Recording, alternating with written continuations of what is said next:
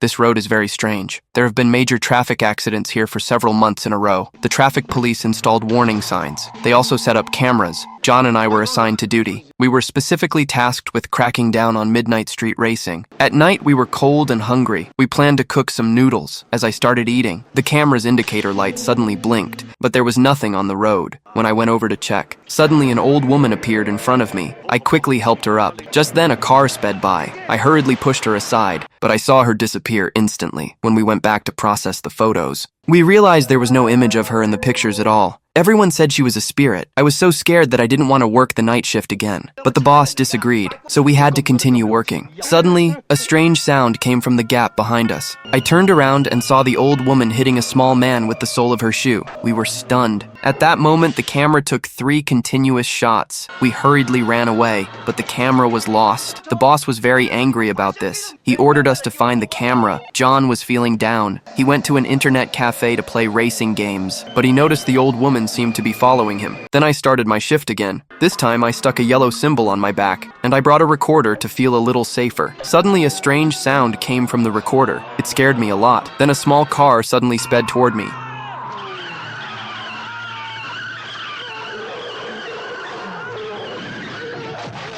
I bought a golden spoon for $10 by the roadside, but the old lady told me an amazing secret. She said that if I used this spoon to eat 3 meals at a rich family's house, I would become the son of a wealthy family. After hearing this news, I, coming from a poor background, wanted to change my fate. One day, I happened to be delivering documents to a rich classmate. Seeing their luxurious house only strengthened my determination to become a wealthy person. But when I arrived in front of my rich classmate, Andrew humiliated me in public. He gave me some money and told me to leave. This scene happened to be seen by one of my classmates. At that moment, I felt too ashamed to stay and eat here, just as I was about to leave. Alex invited me to dinner. Although Andrew was visibly displeased, this was Alex's house after all. Everyone quickly went to the dining room to eat, but Andrew claimed that someone like me didn't deserve to sit at the table, and stopped the servant from giving me utensils. In the face of Andrew's insult, I didn't get angry, because it gave me the perfect chance to use the golden spoon. I had just eaten a few bites with the golden spoon, when I noticed a golden glow appearing on the spoon. To continue eating at Alex's house, I actively helped him write an asset management report, and Andrew happened to see everything. He then found me and warned me to stay away from Alex, claiming that the life of the rich was beyond my reach. After beating me, he turned and left, but his actions only pushed me to speed up the process of switching identities with Alex. I then went to Alex's house and handed him the finished report. Alex was very happy after receiving the report. I then suggested that we have a meal at his house, but to my surprise, Alex quickly agreed. So under his arrangement, the servant quickly brought 2 bowls of noodles. I carefully took out my golden spoon, just as I was about to eat. Alex's father returned home. They were shocked to see me, and immediately began criticizing their son, saying that associating with poor people was a waste of time. Facing his father's reprimand, Alex dared not resist, and quickly helped me pack up my things and pushed me out. But as I stood at the door, I wasn't willing to give up. Looking at the golden spoon in my hand, I felt a sense of dissatisfaction. Then when they weren't paying attention, I quietly turned back, snatched the food from the servant's hands and started eating. And just like that, in my frantic eating, I completed the second meal at the rich family's house. But at that moment, Alex's parents appeared. I was very embarrassed and hurriedly tried to leave. But Alex's mother noticed that I forgot to take my utensils, so she called me back. She handed me the spoon and wooden box with a disgusted look on her face, and then I turned and left. What they didn't know was that I would soon appear here as their son.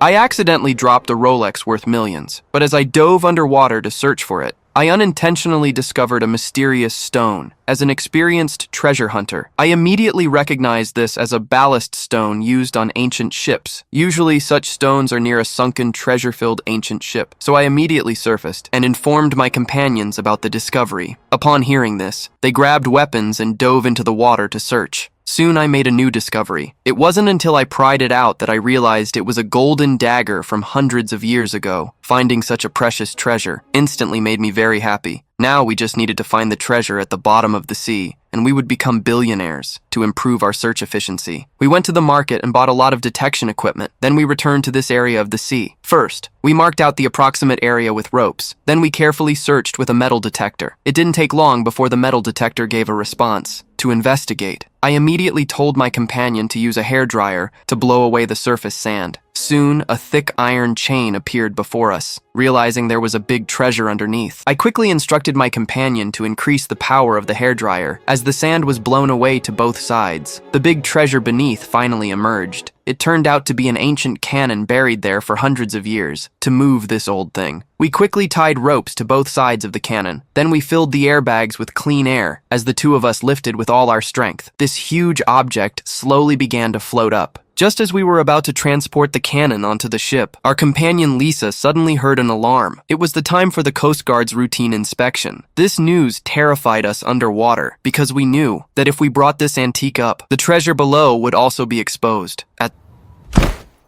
that point, it would be taken over by the authorities, and we might end up with nothing. To prevent this from happening, the tiger jumped into the sea to catch fish. I stood on the raft watching its movements. I couldn't help but laugh, but the tiger didn't succeed. It swam back to the raft. My heart raced as I watched it approach. I quickly climbed into a small boat beside me. For safety, I pulled the raft closer. I tried to trap the poor tiger. It desperately grabbed the raft but got stuck. I found an axe. I thought about ending the threat, but I hesitated, perhaps out of pity for the beast. I put down the axe. That night I decided to save the poor tiger. I pushed the raft back into the water. I lowered the ladder. Before the tiger could climb up, I jumped back onto the raft. When the tiger successfully boarded the boat, I finally breathed a sigh of relief. The next day I searched for supplies on the boat, but accidentally woke up the tiger before I could retreat. Suddenly, something hit me. I looked down and saw a small fish facing the hungry tiger. I stepped back. Then I threw the fish to it. To my shock, the fish flew away. Even the tiger looked stunned. Then the tiger turned around and saw a large group of flying fish heading toward it. The flying fish hit me hard. I was knocked back a step, and the tiger began to feast.